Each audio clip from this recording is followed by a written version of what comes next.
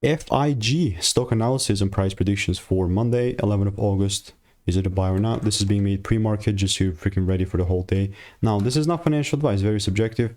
I'm the only person in this space with an actual track record of 45,000 videos and 5 years of experience. When I say this, I actually mean it, you know. No one else has documented all that and spent freaking 5 years doing this every single day. FIG especially is bearish for me. Like, if you don't believe me, I mean, pre-market is already a bit lower. But if you don't believe me, I already even made this video beforehand when it was pre-market as well. You can see pre-market was 89.50 that day.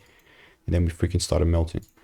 Beautiful call out. And I got a lot of backlash, you know. Like on 400 views, I only got 1 like. So I bet you all else are just dislikes. And since then we've been melting.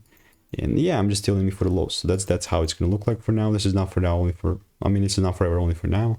For me to be bullish, I will ideally want to see a full candle close above 90 bucks. And if you break structure, it's going to be a different play. Now, if you want to stay tuned and get free sales, click the first link in the description and I'll see you in the next one.